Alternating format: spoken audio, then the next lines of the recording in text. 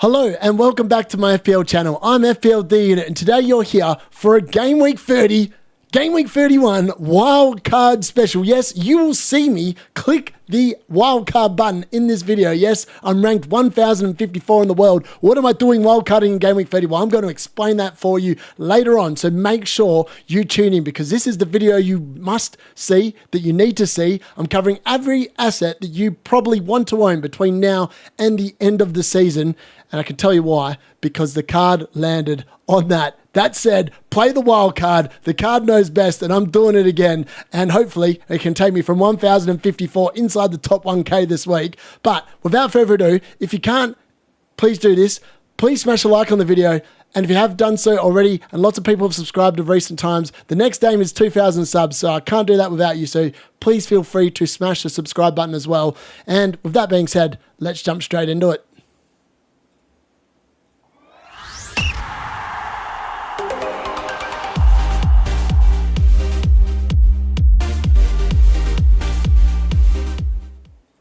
So, the updated chip strategy, just wanted to talk about it because I did say that in Game Week 30 and 31 was when I was potentially going to wildcard, and I've made my mind up now. I am going to wildcard in Game Week 30. I just think that I'd already bought Munoz and Sarr for a -4, and I just think that the other assets I want to buy, now that we know Mateta's going to be fit, Isak's looking good as well. Wood is definitely, probably likely to be injured as well.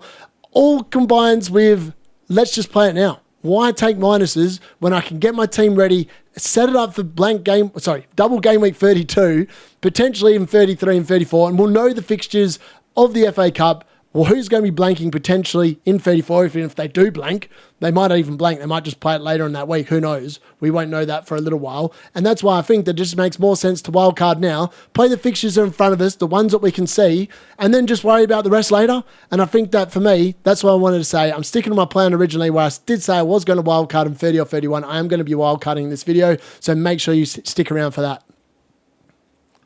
So, the fixture difficulty rating, and this is where it gets key that you've got to look at. So, Game Week 34, the fixtures that are in doubt are Arsenal versus Crystal Palace, Brighton versus West Ham, Nottingham Forest versus Brentford, Man United versus Bournemouth, and Man City versus Aston Villa. I don't think I've missed anyone then. But essentially, I wouldn't be worried too much about that. Now, Nottingham Forest have been given 2 Monday night games, so if they're going to double, they're probably not going to double if they get through. Crystal Palace, another interesting team. It's too hard to look that far in advance, and so much can change in FPL between now and when potentially that might even happen and become a problem, that I just think it's better to wildcard earlier. Last year, I saved my wildcard for later, and it didn't work, and I ended up finishing just outside the top 100,000. This year, I'm going early, and I've got a feeling that it's going to pay off, and hopefully I can convince you as to why I've done it. I'm not saying you have to do it. I'm not saying 30 is the best. I just think that 30 is the best. Even though my team on paper is still really good, I'm still going to press the button anyway. So, the Game Week 30 versus 31 wildcard debate. So I've just slabbed it here because essentially so many people are saying, oh, I want to wait to see what the fixtures are, etc., etc. You will know what the fixtures are going to be that are missing or doubling potentially by Game Week 30. There is no need to be waiting for 31 if you're worried about the fixtures. I can tell you which fixtures are going to be in danger of blanking in 34 by the time the deadline stream comes around for Game Week 30. 100%. I actually tell you on Sunday night, my next video I'm going to be uploading. So, the pros and cons, I'm going to go over both, and hopefully it makes sense. Let me know if you don't, if you've got any questions, please whack them in the comments as well. I am intrigued to know what other people think. So, the pros to Game Week 30. You will get an extra week with a squad you have built, and you can maximize the points in Game Week 30. Like, you've got 9 weeks left of the season. I'm hopefully now set my sights on the top 1,000. I'm so close to it. And I'm all about the fact that why have an unoptimized team for Game Week 30 when I could play my wild card a week early, bring in the likes of Mateta, Isak have got amazing fixtures this week, and absolutely go hell for leather and really dominate, potentially get into the top 1,000, then just try and protect myself from there. Like, that is the key here. Like, I'm either sitting there, it's risk versus the reward, definitely. Obviously, one of the other pros is we will obviously already know the outcome of the FA Cup matches and which teams could double, and as I said, which teams could blank. So again, you will have that information before the deadline comes around, and that's what a lot of people have been waffling on about in terms of waiting until 31. Well, we'll get into the the cons in a second, but they're very similar for 30 and 31, believe it or not. So the other good news is if you wildcard on Game Week 30, you can fix up injuries from international matches and players who have now got bad fixtures. No, so my Brentford boys, they've served me really well, but the next 4 or 5 fixtures, as we saw in the fixture difficulty rating, aren't good for them at all. So I really just want to move them. And if I don't play wildcard this week, I'm playing with both of them, and it just doesn't feel right. The cons are, most likely, we will not know the exact fixtures prior to the deadline for potential double game week 33, potential blank game week 34, and potential double game week 35-36.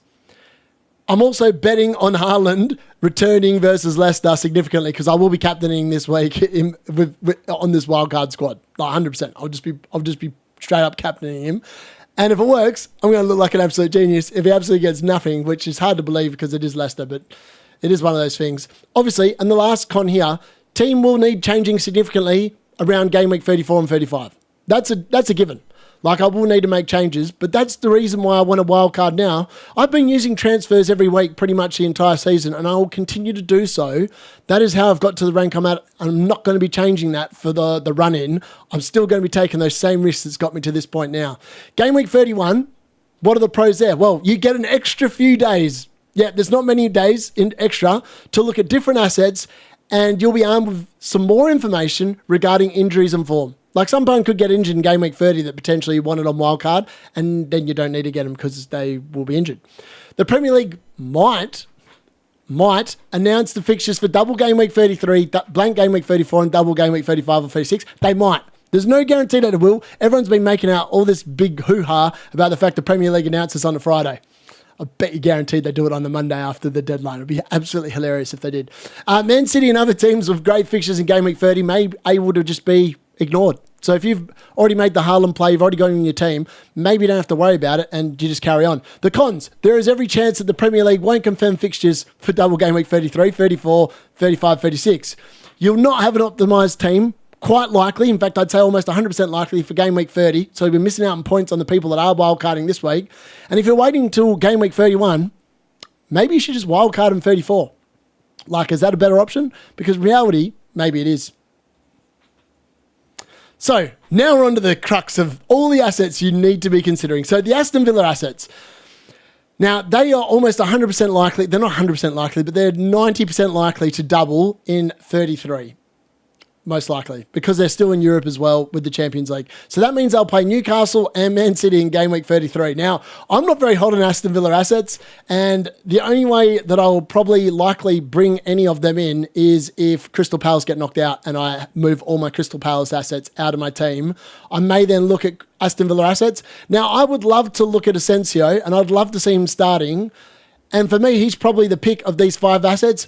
Dean and Diassi, I've got really no interest in Villa defenders, but if you're after cheaper defenders, they're not the worst shouts in the world. But for me, I wouldn't be going there. Rodgers is now 5.5 million, so he could be a good alternative. He does start every week and that, but again, his underlying data is nowhere near as good as other midfielders on this list that I put together. And Watkins is a really good shout, but again, when you've got Mateta, when you've got Isaac, when you've got Haaland, when you've got even a Wood, it's hard to recommend a Watkins, even if he is on a double. And again, Aston Villa are in Europe, and they've been poor outside of Europe when they've been playing in the Champions League, in the league. So that is also concerning, and we don't know who's going to be starting. So for that reason, I'm not overly fond of any of their assets, and at the moment, none of them are in my wildcard squad as things stand.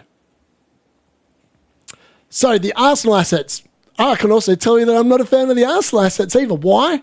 Because they all cost an absolute boatload of money, and I think there's other assets that do exactly the same job as these guys do, and why would I waste money when I can get something? So I actually put a really interesting thing on Twitter, or X, whatever you want to call it, about Gabriel versus Milinkovic, and 50 or so people voted, and people think that Gabriel is going to be a better asset through the end of the season than Milinkovic. Now, yes, they have really good fixtures around 32 and 33, and potentially they could double with Ipswich and Crystal Palace. But that is slap bang in the middle of when they play Real Madrid. And I can see squad rotation, and I can tell you that Arsenal are probably highly likely to finish in the top 4, let alone the top 5, and their focus will purely be on that Champions League. I would not be sitting there. The only time I'm interested in owning any Arsenal players this season, most likely, is probably on free hit 38 when they've got Southampton away, and look at it playing Saka as my captain in that last game week, which could be a lot of fun, provided he's obviously fit. Now, obviously the flag here is I don't like any of their forward assets outside of Saka, and Saka is still not back fit. Well, he might be fit. We don't know if he's going to make the squad yet in game week 30, but look, his stats are amazing. I would potentially like him back in, but again, I just don't think their run of fixtures is actually overly that good. Like Crystal Palace, Bournemouth, Liverpool, Newcastle, around that 35, 36, 37 range.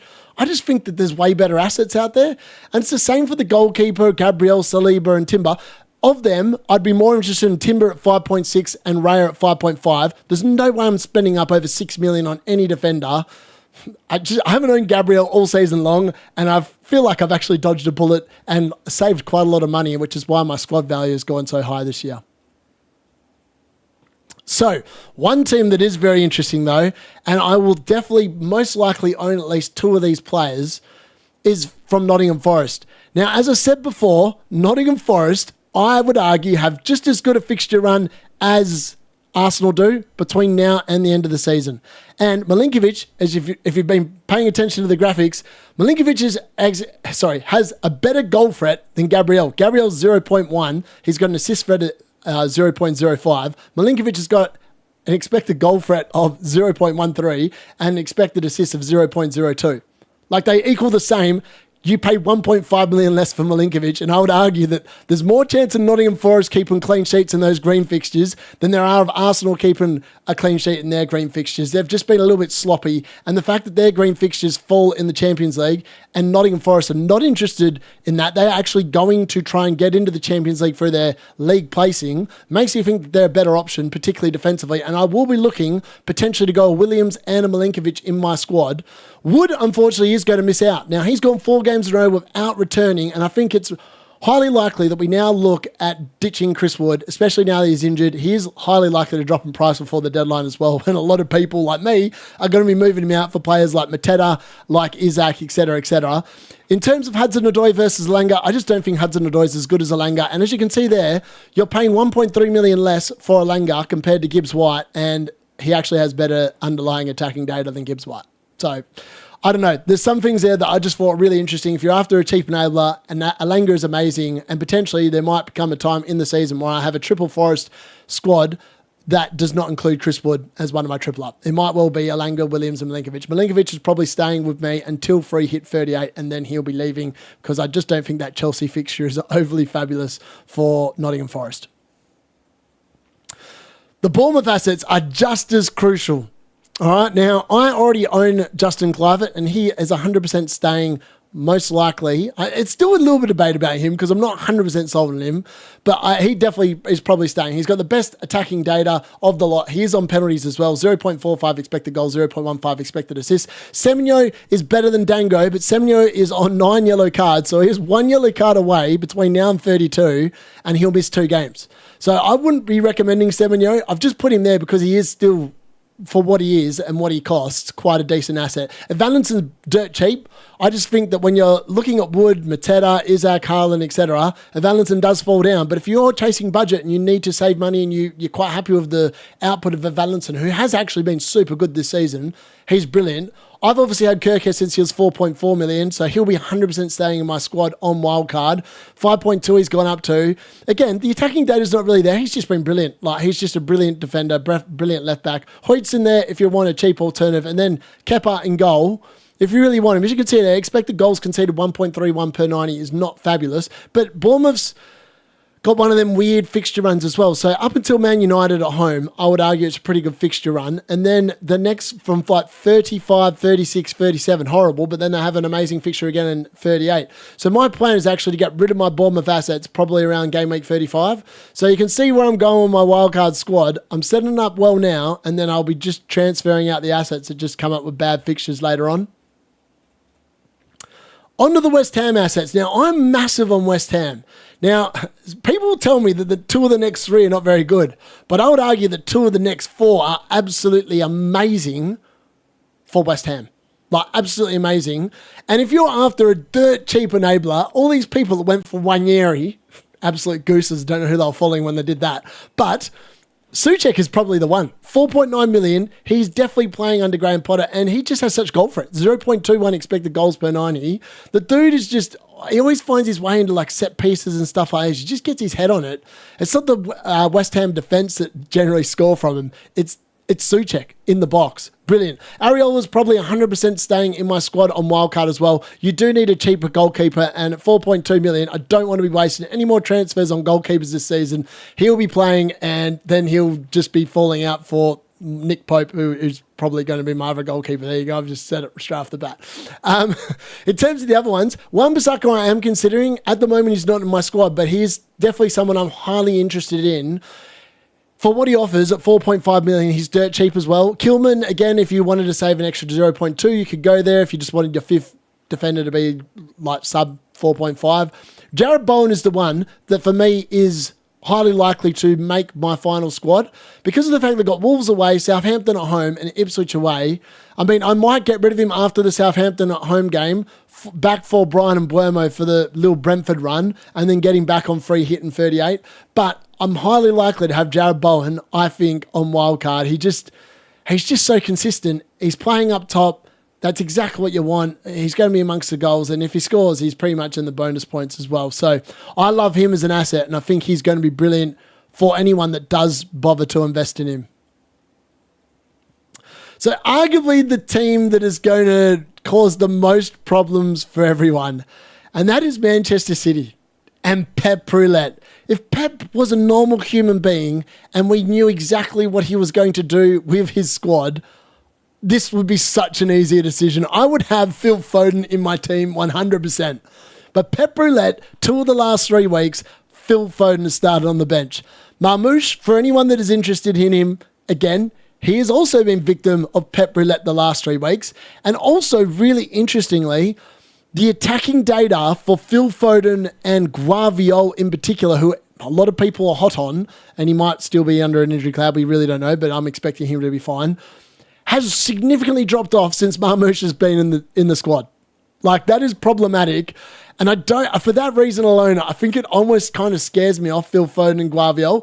And Phil Foden was definitely my call of the season. That 5-week stretch when I bought him in for the injured Saka, and then when I sold him ahead of his first blank, he made me so many points. He made me more points than any other player over those 5 weeks, and I would love to have him back. I just don't have any faith in Man City outside Erling Haaland. You can almost guarantee that he's going to be starting and playing 90 minutes, pretty much 90 minutes every single week, and he's on penalties. Savinho is another option that could be half decent. 6.2 million. He's another easy way into that midfield. It's just Pep Roulette. I can't determine which way Pep Roulette is going to go. And if you can't work out which way Pep Roulette's going to go, you can't really be investing. You don't want to be coming to this point in the season where you're worried about who's going to be starting. And it's just harder as well because there's no Champions League. It's just literally week-to-week football outside of the FA Cup. And we don't have, that game against Bournemouth is literally a 50-50. I don't know if it's better if Man City win or if they lose. I really don't know. Ideally, I think I'd probably prefer City to win. So that way Bournemouth and Man United don't double. Because, yeah, I only really want one Man United player, and we'll get to that in a little bit. And that's my mate, old Bruno. But, yeah, I just think that if you're looking at the Man City assets, yes, the data, the underlying data, it looks really good on paper, but it's just not worth it. And then when you're trying to work out whether you want Marmoush or Haaland, again, it comes back down to Pep Roulette.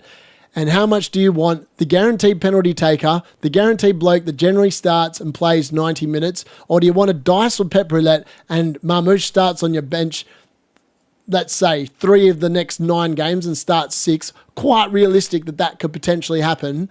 How annoyed will you be when you could have had another forward that's going to be playing 90 minutes and pretty much guaranteed? Yes, you're playing up for Haaland, and yes, I would argue that he's definitely not worth 14.8 million. But if you've got a bit of squad value like me, it makes sense to go with the guaranteed option as far as I'm concerned. And that is probably the only asset from Manchester City I'm currently interested in. So, on to the two most important teams now, and Crystal Palace are the first one we're going to cover. Now, at the moment, I have Ismaila Sarr and Munoz in my squad. I got Munoz before the price rise, so I got him at 5 million. And Ismaila Sarr, probably by the time you're watching this, he will be going up tonight, almost 100% guaranteed. He should have gone up last night. I don't know why he didn't, but he's definitely going to be on to 5.7. Again, when you look at the attacking data from Sarr to Eze, you can see why a lot of people are picking Sarr over Eze. I mean, Sarr's 0.37 expected goals compared to Eze's 0.28. His expected assists of 0.23 to Eze's 0.15, and he's been in form the last couple of game weeks. I just think it's an easy decision. And also, it is the one kind of budget enabler in my team that I'm realistically going to be going for. And it just means that I can keep Haaland and all these other assets that I really want on Wildcard. Mateta, I think he's a no-brainer. I really do want to see how he goes with the mask on against Fulham. But if he looks half decent, he's 100% in the squad, no questions asked, and he'll be my third Crystal Palace player. Obviously, no assistant manager chip for me to play because I've already played that, so I don't have to worry about that. But then, if you're just after a cheaper option, Lacroix is actually a really good option. I've put him in here over Gahey. Gahey at 4.7 is 0.2 million more, but the attacking data is pretty much identical. And Henderson, if you really wanted to go to defensively, I just don't think those fixtures on paper defensively look overly fabulous, which is why I prefer just going for a double Palace attack and then Munoz in defence. It just makes a lot more sense. He's the most attacking, pretty much, defender in the game now that Trent's out injured at the moment and potentially on his way to Real Madrid. So the other team to talk about is Newcastle United, and their fixture run is beautiful up until game week 35 again. So 35, 36, 37, probably look to sell my Newcastle assets. You can see there, the three teams I'm really going to be heavily invested in. I do want to move their assets out and then just free hit them back in on game week 38. That is why my free hit strategy 38 and then wildcard now just makes a lot more sense. And I'll probably take a -4 on a couple of weeks in between now and the end of the season as well, just to attack the fixtures, man. I want to see how high up I can get. I don't want to die wondering. So I put Trippier in here along with Dan Burn. For me, Dan Burn is the one I like more than Trippier. I just think that Trippier for an extra 1.2 million, what are you really getting? And we don't know how good he's going to be. We don't know how many injuries he's going to pick up. And trust me, Trippier's well over the age of 30, and there's every chance that he could get injured and then be out. Dan Burn, I think, is a lock. He's fresh off playing for England. He's fresh off that goal in the Carabao Cup. I just really like him as an asset. Gordon versus Murphy. I think if you just want to save money, you just go with Murphy. 5 million, dirt cheap. The data combined is not far off what Gordon is. Yes, I would love to have Gordon instead of Murphy. And we just need to hear a bit more about Murphy's injury that he picked up with England. But if it's not bad, he could definitely be someone you could just bench this week, have on wildcard, and then bring him in after his suspension, which would be in time for game week 31. Isak has just got to be had. He's going to rise over the next 2 days. He's back up to 80% towards the next price rise, so back up to 9.4. Yes, I've lost a little bit of value on him because I sold him when my value was, I sold him at 8.9 when he was still at 9.4. So I'm going to have to spend a 0.4 million up to bring Isak back into my team, but I'm more than happy with that. And Pope, expected goals conceded 1.38. Back in the squad, back in the lineup. I just think that with that fixture, you can see there, for a bench boost 33, it's Aston Villa away, not ideal, but Man United at home, Crystal Palace at home in 32, and 30 and 31, and then 34, all look amazing for Newcastle, and he'll be the starting goalkeeper for me in every one of those weeks. And I just think that it's a bit of a no-brainer not to have it. Like, no one's really talking about Pope and like talking about Sells and Raya and stuff like this. Yes, I could get Raya instead of Pope. I just think that Pope's amazing, and that's my midfield slots at the moment. I don't know where I put the third Newcastle player. I do not want two Newcastle defenders in there. It's either a goalkeeper, a defender, and Isak, or it's a midfielder. But I just can't find a midfielder slot in my team for a Newcastle asset at the moment. So the other assets that you should be looking at for Wildcard 30, and Mo Salah's got to be up there. I mean, he's the only Liverpool player I'm actually interested in. The dude will definitely want to be breaking records through to the end of the season. So for me, he is a definite must. Bruno Fernandes, 8.6 million. Yes, he's gone up 0.3 in the last couple of weeks. The dude is on fire. He's carrying Man United, and Ruben Amorim has shown that Bruno Fernandes plays 90 minutes every single week. And for that reason alone, and the fact that he's in form, he definitely has to, and I'm probably going to keep him. I was originally going to sell him on Wildcard. I think now I'm going to keep him. The form that he's been in, I just think that Man United are going to cause a few upsets between now and the end of the season. Cole Palmer is another one. Could be interesting. We don't know his injury status at the moment. He's got nothing wrong with his back, apparently. Come from scans, he's been doing some work in Dubai. He's a wait and see. I'm not sure about him at all. Brian Mbeumo, again, he is currently still in my team. I haven't moved him out yet, but he's highly likely to make way for Jared Bowen. Now, they are pretty comparable, the fixtures and the potential returns. I just think that Jared Bowen, I think, has better fixtures on paper, and for that reason, I'm going to back him in over Brian Mbeumo. Matoma, again, with João Pedro, really good Brighton assets. I just don't really write Brighton. They share it around too much. There's no one that pops off like consistently week to week. It's the same with Fulham, Robinson and Raul. They've got actually a really hard fixture run between now and pretty much the rest of the season. They've only got a good couple of weeks, and they've got Southampton, I think, some other team, I can't remember. And other than that, they don't look overly fabulous. Nori, Strand Larson do look amazing for the next couple of weeks, but longer term, I think there's better options. For that reason, that's why they make the other assets. Jackson is back in training, highly likely to start making the lineup again. And again, if he's back, Chelsea, I think, will definitely have an upturn in form, you would think, and Jackson will probably be a large part behind that. So he becomes advertising at 7.7, particularly for Mateta after that run of fixtures for Palace. And then Wissa, again, Brentford's next 3 or 4, not that flash, but then he has a nice little run of fixtures for 2 to 3 weeks where Wissa could be really good as well, and another asset that's been performing quite consistently this season. So, onto my current squad, what it looks like ahead of me pressing the wild card. In fact, as I said, I already made the Munoz and Ismail Assar transfers for Palmer and Creswell because I didn't want to have Palmer when he dropped and cost me 0.1, and I wanted to get Sarr and Munoz before they rose in price. So, at the moment, as you can see there, I could easily have rolled this team for Game Week 30, right? It's still a pretty good team on paper. Yes, I've got 3 flags. I'm expecting most of those flags to be fine. Creswell obviously is a concern, but I literally got him in so I could get Haaland the week before and took a -4 in order to do that. But in reality, there's players that I don't want in my team. They are Fabianski. They are probably Nori, Robinson, and Creswell. Most likely in Mbeumo. Bruno Fernandes is definitely in the conversation. Palmer's definitely in the conversation as well, but at the moment, Palmer's gone and Bruno's staying. Wood and Wissa as well, probably likely to leave. Now, in order to get the squad value in terms of the other one, as you can see there, I've got 108.1 million, but I've got a lot of money tied up in players like Wood. Like Wood's selling price is 6.9. He's at 7.3 at the moment. And that's the key thing. A lot of people are going to get stung, which is why I haven't actually pressed the button yet, because I was hoping that Wissa potentially might rise to 6.6, and then his selling price would have been 6.4. Doesn't look like he's going to get there, and I think a lot of people are probably going to sell him on Wildcard, a bit like me, for other assets like Mateta and Isaac.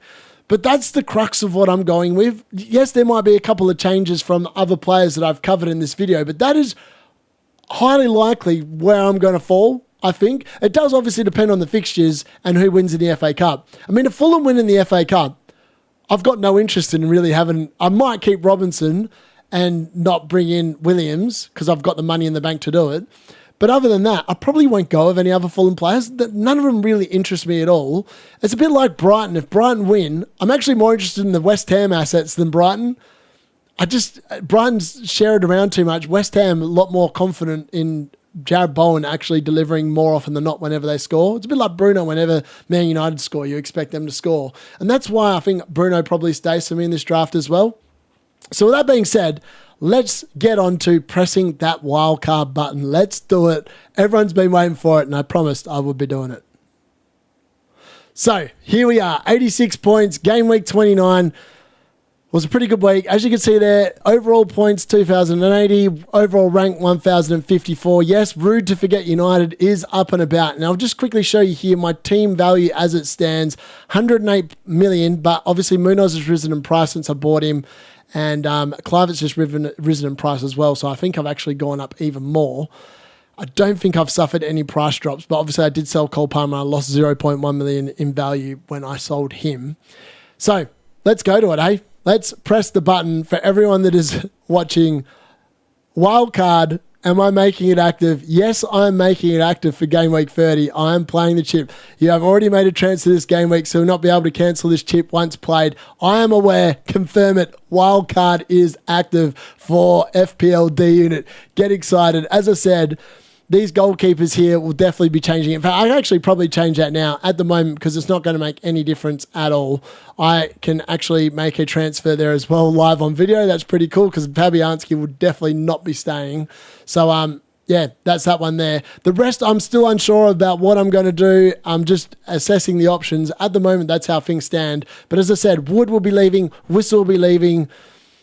Bruno could leave. And Buemo most likely will leave. Robinson, Aït-Nouri, they're probably leaving as well. So I'm not going to be making huge amounts of tweaks and transfers, but I just want to set up my team and not have to cop any minuses for it. And I think that I can set it up really well with the fixtures that are going to be coming. So we'll bring Pope in. There's one for now. There we go. The wild card is active. And obviously, yeah, it's going to be looking pretty good. That's exciting. I'm very excited for that. And yeah, from that's yeah. How exciting is it? It's so exciting playing a wild card. My God, it's like one of my favorite things of the year. So that brings us to the end. Hopefully you've enjoyed my in-depth review into the assets that you probably want to own on Wildcard in Game Week 30 and 31. I think it really, honestly, doesn't change that much between 30 and 31, which is why I'm so shocked that not more people are going to be looking at Wildcarding. So for me, that's what I'm looking at. I'm expecting it to go well. I will be back tomorrow at UK time, 7:15 in the morning. Me and Alan will be on here discussing wildcards. He's going to come with his own draft. I'm going to come with mine. He's actually not wildcarding this week. He's going to be wildcarding in 34. He's going to see his team through to there because he wants to play the assistant manager 31 to 33, which is great, and doesn't want a wildcard this week, which is perfectly fine.